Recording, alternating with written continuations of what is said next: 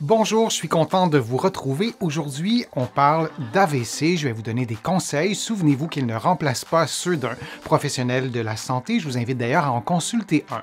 Vous allez trouver beaucoup des conseils et même de certains exercices que je vais vous donner aujourd'hui dans mon livre et dans mes livres, notamment Lève-toi et marche.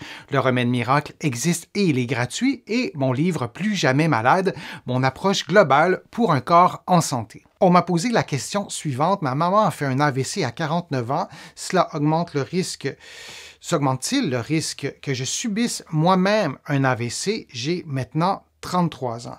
Et ça, c'est des questions qui reviennent souvent pour l'AVC, pour la maladie d'Alzheimer, pour plein de pathologies, de maladies qui sont préoccupantes. Et la question revient aujourd'hui en lien avec l'AVC. Moi, je suis physiothérapeute, je ne suis pas neurologue, je ne suis pas cardiologue, mais je traite des patients qui ont subi des AVC, qui ont des conséquences.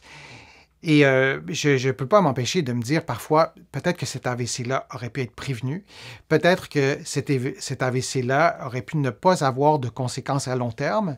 Et il y a toujours la question liée à la génétique, à l'héritabilité d'un problème de santé. Est-ce qu'on peut se dire, moi, mes deux parents sont décédés d'un AVC, ce qui n'est pas vrai, un cas fictif, et est-ce que je suis un peu condamné à faire un AVC? Est-ce que je suis plus à risque? Alors, je vais tenter de répondre à cette question-là à la lumière des articles scientifiques.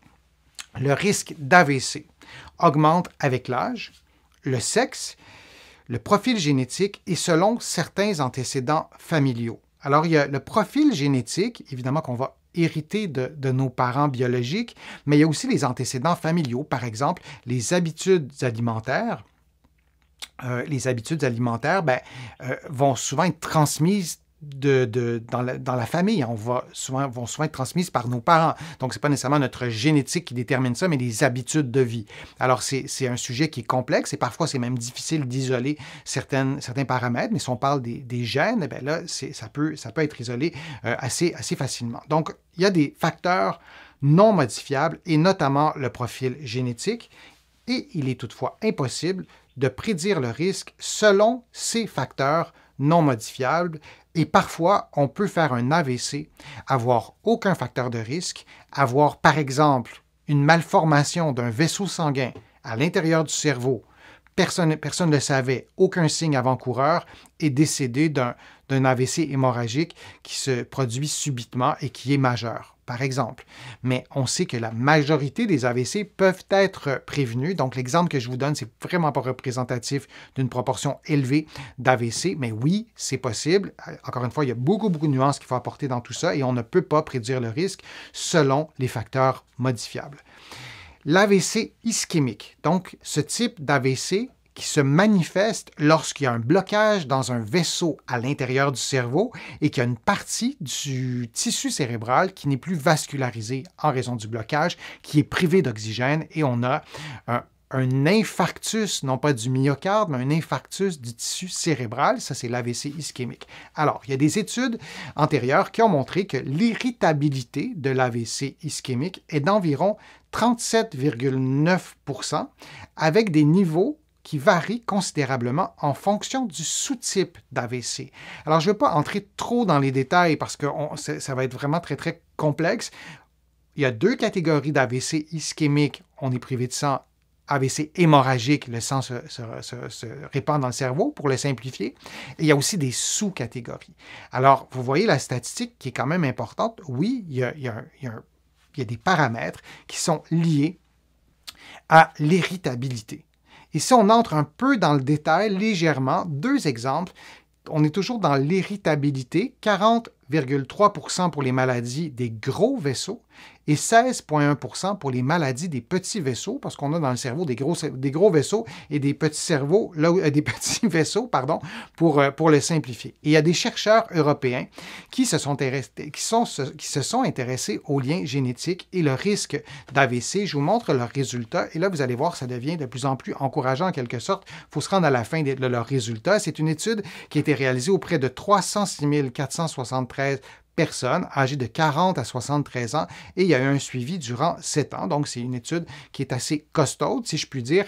Et le risque d'AVC était 35 % plus élevé chez les personnes présentant un risque génétique élevé que celles présentant un risque génétique faible. Alors là, je vous ai donné beaucoup de statistiques, mais on est autour pas mal du 35 % avec des variances selon le type d'AVC. Donc, oui, on est plus à risque si génétiquement, on est moins favorisé. Ça, c'est la mauvaise nouvelle d'une certaine façon, mais on se doutait un peu de cette nouvelle-là. Mais il y a aussi une bonne nouvelle, et ça, c'est tellement important.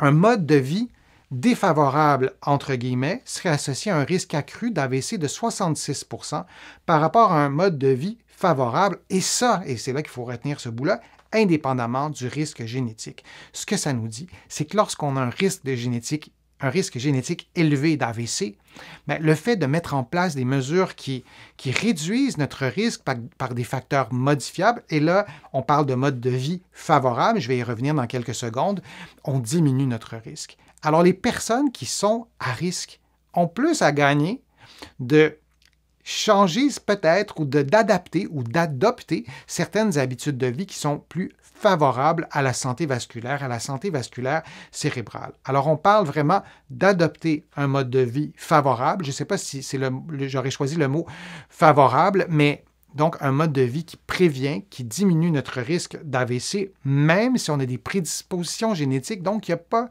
de fatalité.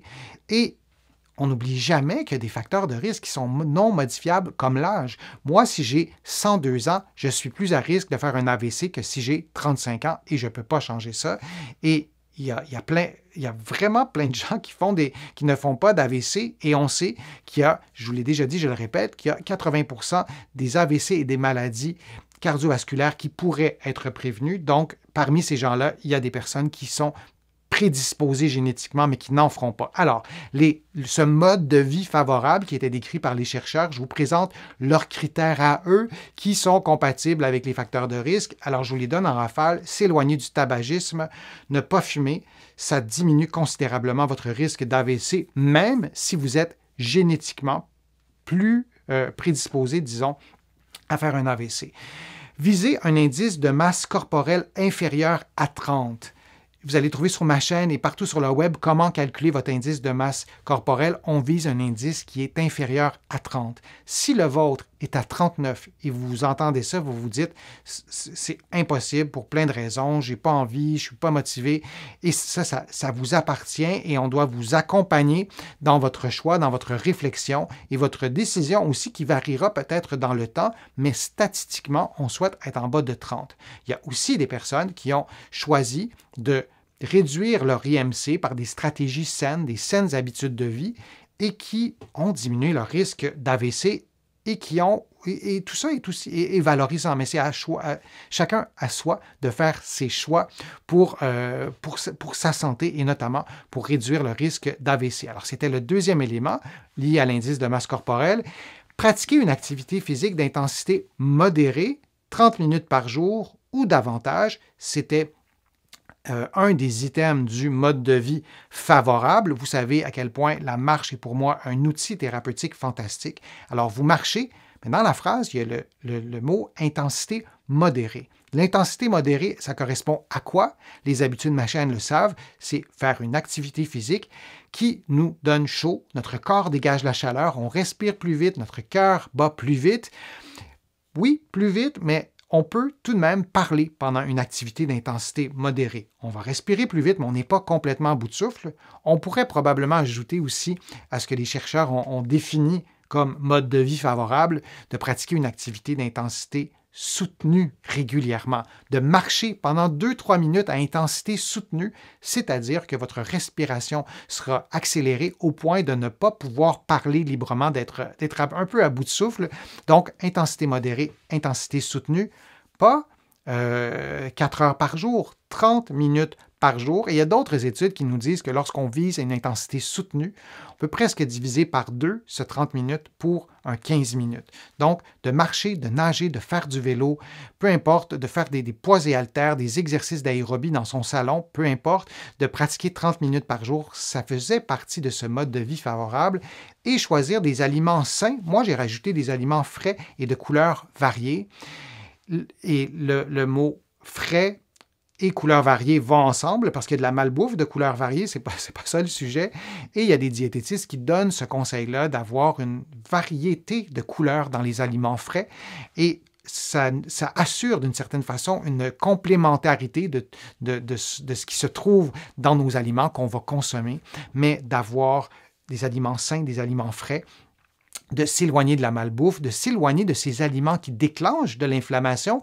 Et on sait que les fruits et légumes font, j'allais dire exactement l'inverse, qui sont plutôt associés à des processus anti-inflammatoires. Et je vous lis cet extrait. Les fruits et légumes sont naturellement riches en antioxydants. Nos vaisseaux sanguins aiment beaucoup ça, des antioxydants, et ces composés, les antioxydants, aident à équilibrer l'oxydation et à neutraliser partiellement les effets des radicaux libres et contribuent ainsi à préserver la santé des vaisseaux sanguins. C'est pas intuitif de se dire que des fruits et légumes prennent soin de nos vaisseaux sanguins. Je pense que de le répéter, de le dire de différentes façons. Moi, je suis physiothérapeute, je ne suis pas nutritionniste, mais c'est important que chacun d'entre nous, les professionnels de la santé, je pense qu'on le dise et qu'on le répète, que les fruits et légumes, ça contribue à la santé de nos artères. Donc, si on est prédisposé génétiquement et on adopte un mode de vie favorable, on diminue considérablement notre risque d'AVC. Alors, c'est une bonne nouvelle en soi. Encore une fois, l'idée, ce n'est pas de se mettre des lunettes roses et de se dire que l'AVC n'a aucun rapport avec la génétique. Non, en fait, c'est tout le contraire, mais ce n'est pas une fatalité et qu'on peut poser des gestes pour prendre soin de sa santé. Prendre soin de sa santé cérébrale aussi. On prévient l'AVC, mais il y a beaucoup d'autres avantages aussi, je vous en ai déjà parlé, et que cet aspect génétique peut être contrebalancé par des habitudes de vie. Je vous remercie de votre présence, je vous remercie de vos interactions. C'est toujours un immense plaisir de partager avec vous ces contenus. Je vous invite aussi à contribuer à mes plateformes si vous le souhaitez. Vous allez sur mon site web, le www.denisfortier.ca. Vous cliquez sur « Contribuer ». Vous pouvez faire, oui, des contributions financières, mais il y a d'autres façons aussi de contribuer à mes plateformes et ça m'aide à vous produire de nouveaux contenus. Je vous en produis de plus en plus. Et encore une fois, merci pour tous les commentaires que vous me donnez. Vous allez aussi pouvoir trouver sur mon site web un abonnement gratuit à mon infolettre. Vous allez recevoir mon infolettre une fois par semaine. Il y a aussi des courriels thématiques sur des sujets précis, les douleurs au dos par exemple, les douleurs au cou. Alors vous pouvez là aussi vous abonner et vous allez trouver plusieurs informations dans mes livres que vous allez trouver partout au Canada, en librairie, mais aussi de l'autre côté de l'Atlantique. Il y a des conseils, oui, sur l'AVC, mais aussi sur la santé en général, sur la marche, sur les douleurs au dos, sur l'avancée en âge, sur des façons de prévenir les effets du vieillissement. Vous allez trouver beaucoup d'informations dans mes livres et sur mon site web. Je vous remercie beaucoup de votre présence. Je vous dis à une prochaine fois, un prochain direct, une prochaine vidéo et à bientôt.